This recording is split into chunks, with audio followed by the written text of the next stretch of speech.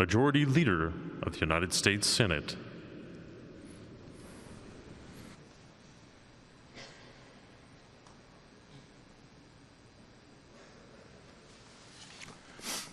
Mr. President, Madam Vice President, Madam Speaker, Leader McConnell, Leader McCarthy, distinguished guests, dear colleagues, and most importantly, Senator Elizabeth Dole and Robin. The scriptures say that we should, quote, rejoice in our sufferings, knowing that suffering produces endurance, and endurance produces character, and character produces hope. Today, we pay tribute to a remarkable leader. Over the course of his life, knew more than his fair share of suffering, who turned that suffering into endurance, whose endurance became central to his character, and whose character, whose essential goodness, leaves us with hope. Hope that we will continue to see good men and women in this country like the one to whom we say goodbye today. To pay tribute to Senator Bob Dole is to honor someone who redefined and elevated what it means to serve country. By 21, Bob had given more of himself than most of us give in a lifetime, and then he kept going for 77 years after that. And my God, it was 77 years well spent. At 27, he was elected to state politics. A decade later, he came to Congress, followed promptly with an election to the Senate. 16 years later, Bob Dole was Majority Leader, remaining in party leadership until his final run for president in 1996. The years were well spent, however, not because of his titles, but because of what he accomplished. Today, tens of millions of Americans, veterans, the elderly, the disabled, and millions of kids across the country are better off because of Bob Dole. He never lost his roots as a principled, pragmatic Kansas Republican, and Bob never hesitated to work with Democrats to get things done. From joining Senator McGovern on federal nutrition programs, to working with my former colleague, Senator Moynihan, to protect Social Security, to helping pass the Americans with Disability Act with Senators Kennedy and Harkin.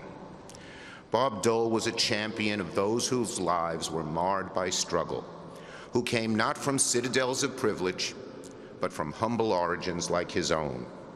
In his memoir, Senator Dole wrote that supporters were sometimes surprised to hear that of all his accomplishments in the Senate, reforming Social Security was his greatest pride, along with passing the ADA.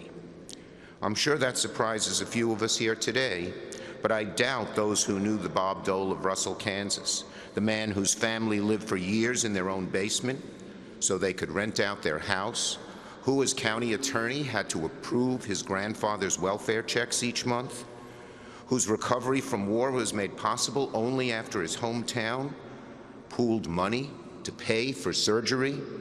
I imagine that those who knew this side of Bob Dole understood that no matter how high he climbed up the ranks, he never forgot the reason he entered public service. And of course, he did it all with unmistakable, acerbic wit, honed and refined over the years as he worked as a soda jerk in the local drugstore. Bob and I never worked together in the Senate, but I was not spared his famous ribbing. Don't worry, Bob. It's safe to be between me and the cameras today. In closing, I want to bring back an enduring image of Bob that took place 9 years ago as we said goodbye to another colleague lying in this same rotunda. None of us will ever forget the strength and honor of Bob with Elizabeth at his side, standing and saluting Danny Inouye one last time.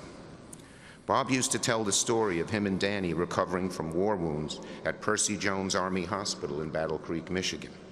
As they recuperated, they discussed their futures, with Bob telling Danny he planned to run for local office and eventually the United States Senate. At the time, Danny had a different path in mind for himself, but like Bob's plan, ran for office and eventually was actually elected to the Senate before Bob. After Danny was sworn in, one of the first things he did was call his old friend and said, "Bob, I'm here in the Senate. Where are you? Now, as Bob approaches the pearly gates, let us take comfort he can reunite with his old friend once again. In the meantime, let the rest of us carry on in thanksgiving and unending celebration of the life of this incredible American statesman.